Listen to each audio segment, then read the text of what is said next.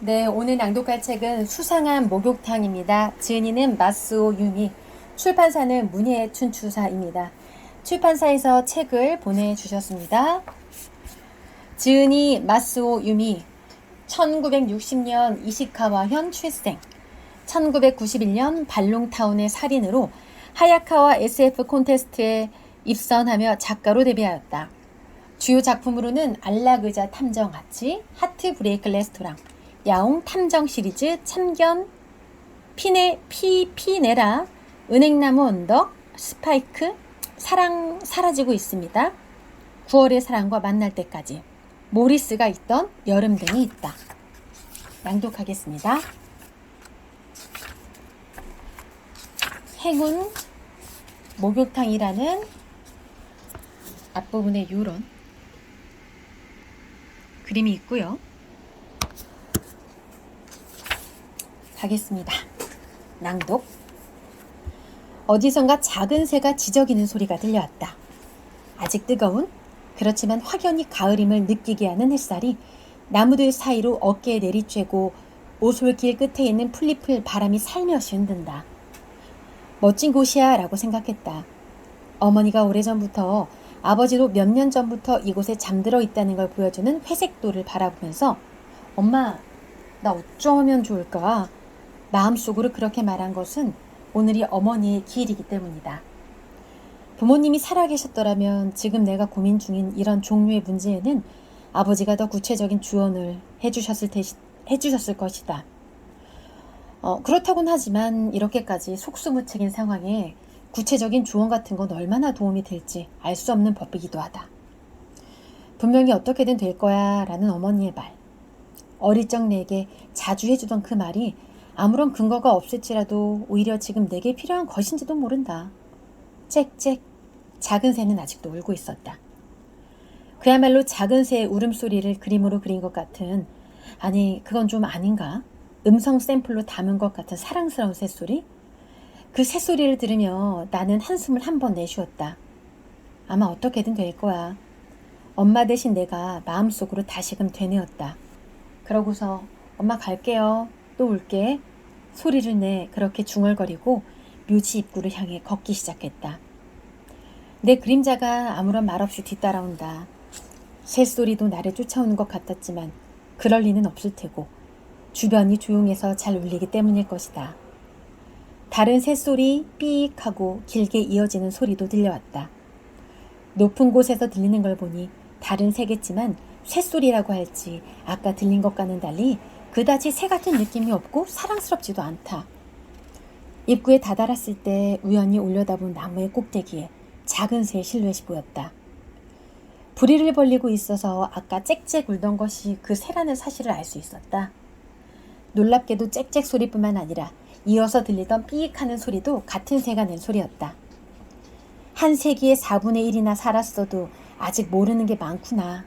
새삼스레 그런 생각을 하며 쳐다보고 있자 바로 옆에서 남자의 목소리가 들렸다. 방울새네요. 나는 깜짝 놀라 몇 걸음 뒤로 물러나다가 자신의 그림자를 밟을 뻔했다. 실례했습니다. 갑자기 말을 걸었죠? 차분한 저음이지만 아직 앳된 목소리의 주인은 살짝 긴 까만 머리를 뒤로 넘기고 짙은 남색 양복 차림을 한 목소리 볶지 않게 잘생긴 사람이었다. 사쿠마 시즈코 씨의 따님이시죠? 예전 성으로 아카키 시즈코 씨의? 네? 분명히 어머니 이름이 맞긴 한데 오늘이 기일이니까 여기 오면 뵐 수 있을까 해서요. 저는 이런 사람입니다. 그렇게 말하며 내민 명함에는 기도법률사무소 조수 구라이시 토우루라고 적혀 있었다. 저희 소장님이신 기도 변호사님이 꼭 뵙고 싶다고 하셔서요. 중요한 이야기가 있어서요. 중요한 이야기요? 그 설명을 드리고 싶은데 사무실까지 함께 가주실 수 있을까요? 깔끔한 이목구비의 얼굴은 단정한 느낌이라기보다는 어느 쪽인가 하면 차가운 느낌이 든다. 나이는 나보다 약간 많으려나? 목소리가 부드럽고 태도도 무척 정중하지만 한편으론 단호함이 느껴지는 면도 있다. 저 지금 가나요? 괜찮으시다면 말이죠. 근처에 차를 대기시켜뒀습니다. 물론 두 분이 함께.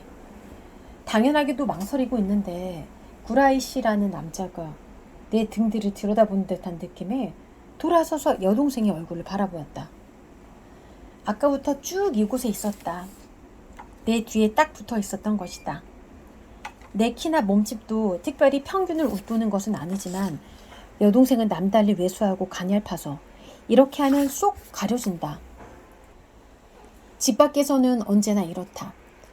그 위치에서 나오는 법이 없고 말도 거의 하지 않는다. 여동생은 집 밖에서 나오는 리오의 그림자라고 스스로 말한다. 그게 좋다고. 가능하면 그런 식으로만 다니고 싶을 정도라고. 낯가림이라는 말은 흔히들 하지만 여동생의 경우는 그 정도가 좀 더한 것 같다. 이름은 사오다. 사쿠마 사오. 나보다 6살 어린 19살이다. 결국 사오와 나는 구라이시 치의 차에 탔다. 수상해 보이는 상황은 아닌 것 같다고 판단했다. 먼저 구라이시 씨가 사무실로 전화해 소장인 기도 선생님과 통화하게 해주었고 그 선생님이 무척이나 변호사다운 어조로 엄마를 언급하며 중요한 이야기가 있다고 거듭 말했기 때문이다. 거무스름한 차가 미끄러지듯이 달리는 동안 운전석에 있는 구라이시 씨는 거의 말이 없었고 곁에 있는 사오는 당연하게도 조용했다. 평소보다 더욱 경계심을 나타내며 별뜻 없는 내 질문에도 대답하지 않았다. 그래서 나는 요즘 한창 벌어지고 있는 속수무책인 상황에 대해 곰곰이 생각해 보았다. 아버지가 병사한 것은 3년 전. 운영하고 있던 작은 회사가 도산하면서 생긴 빚을 간신히 모두 갚은 직후였다. 내가 대학을 졸업하고 이른바 사회인으로서 첫 발을 내디뎠을 때는 부모님도 집도 물론 부모의 유산도 없이 취직한 회사의 월급으로 여동생과 둘이 사는 살림의 생계를 꾸려나가게 되었다. 그때 16살이었던 사오는 어려서부터 좀 특별한 아이였다. 글자나 계산은 말 빨리 배우는데 한편으로는 이해하는 데 무척 어려움을 겪을 때도 있었다. 낯을 많이 가리고 낯선 곳에 가는 걸 좋아하지 않았다. 아버지가 가족여행 계획을 세워서 나는 기대하고 있었는데 동생이 싫다고 울어서 결국 가지 않은 적도 있었다. 초등학교 6년 내내 친구를 사귀지 못했고 중학교에서는 등교를 거부하면서 어찌어찌 들어가게 된 고등학교도 금방 그만두게 되었다. 등교하지 않게 된 계기는 2학년 때 반에서 일어난 사건이라고 해도 극히 사소한 누구 물건이 없어졌다 하는 그런 일이었던 것 같다. 그런 일이 있었는데 자세히는 모르겠지만 그 사건에서 사오가 어떤 역할을 한 것 같다. 그렇다고 피해자나 범인, 증인도 아니긴 하지만 어쨌든 결과적으로 가장 크게 잘못한 범인보다 오히려 사오가 더 반해서 거북한 처지가 되었고 뒷말을 듣게 됐다고 한다. 그 원인은 아마도 원래 존재했던 반에서의 위치 때문일 것이다. 머리는 좋지만 반장을 할 타입은 아니고 흔히 말하는 여자아이다운 성격은 아니지만 그렇다고 남자애들과 마음이 잘 맞는 것도 아니다. 동급생들로서는 귀찮고 별난 애였을 게 분명하지만 막상 직접 보면 지금까지의 설명으로 그려지는 상상 속 느낌과는 아마 다를 것이다. 일단 어린애 같다.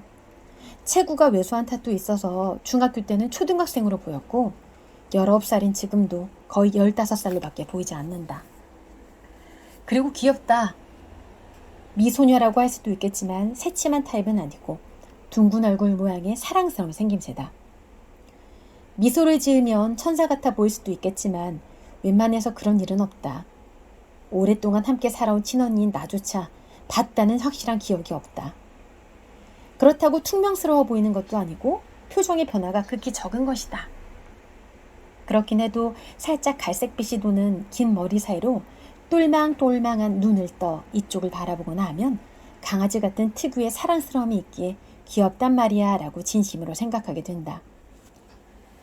그와 동시에 엄마를 닮았어라고도 내가 8살 때 돌아가신 엄마는 둥근 얼굴에 사랑스럽고 예쁜 사람이었다. 하지만 성격은 아주 다르다. 어머니는 다정다감하고 차분했는데 사오는 도도하다고 할까? 조심스럽다고 할까? 옷차림은 천연 소재로 만든 원피스인 경우가 많은데 그 안에 보강재가 들어간 코르셋을 입고 다닌다. 비스티에라고 하던가 브래지어가 같이 있는 허리 바로 위까지 오는 스타일이다. 원래는 체형 보정을 위한 물건이라 체구가 작고 가냘픈 사오에게는 필요도 없고 효과도 없는 물건이다. 그런데도 그걸 입는 이유는 갑옷 같아서 마음이 편안해지기 때문이라고 한다. 당연히 정말로 적이 습격한다라고 생각했던 건 아니고 세계는 악의로 가득한 곳이라는 정도의 막연한 생각으로 상징적인 의미에서 그랬던 것 같다. 아마 동일한 이유로 외출할 때 다리에는 안전화 비슷한 튼튼해 보이는 엔지니어 부츠를 신고 나간다. 본인의 외모나 원피스와는 미스매치 같으면서도 오히려 독특한 조화를 이루는 것 같기도 하다. 그런 여동생과 오래된 아파트에 살면서 나는 회사에 다니고 사오는 계속 집에서 집안일을 도맡고 있었다.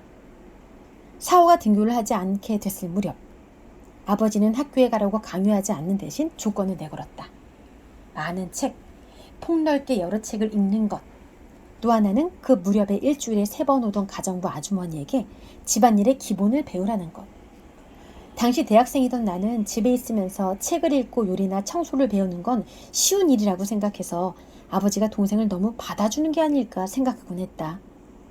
내 중학교 시절을 돌아보면 물론 즐거운 시간도 있었지만 그렇지 않았던 적도 나름대로 많았으니까. 그렇게 배운 후로 사오는 집안일을 잘하게 됐고 우리 집 형편이 달라지며 가정부 아주머니를 고용할 여유가 없어진 뒤로는 대부분의 일을 사오가 맡게 되어 지금에 이르렀다. 특히 요리를 잘하는데 비용을 크게 들이지 않고 맛있게 요리하는 법도 잘 알고 있었다. 지금 살고 있는 집에는 베란다가 없어서 베란다에서 키울 수는 없지만 창문 난간에 판자를 깔아 화분을 넣고 방울토마토를 키운 다음 그걸 말려 드라이 토마토로 만들기도 한다. 이른 아침에 공원이나 제 방을 산책하며 먹을 수 있는 들풀을 캐서 데치거나 무침, 튀김도 만든다. 집주인 할머니는 우리의 사정을 뻔히 아셨던 터라 김이나 통조림을 주시기도 했고 어려울 때는 집세를 좀 기다릴 수 있단다 라고 넌지시 말씀하시기도 했다. 그 후이가 감사하더라도 매달 꼬박꼬박 월세는 냈지만 그러나 올여름에 내가 근무하는 회사가 경영을 축소하면서 몇몇 부서가 통째로 없어지게 됐다. 다음 달부터는 내가 소속된 부서도 없어진다. 지금 담당하고 있는 기술자료 번역을 외주로 돌릴 수 있다고는 하지만 그렇게 되면 수입은 격감한다.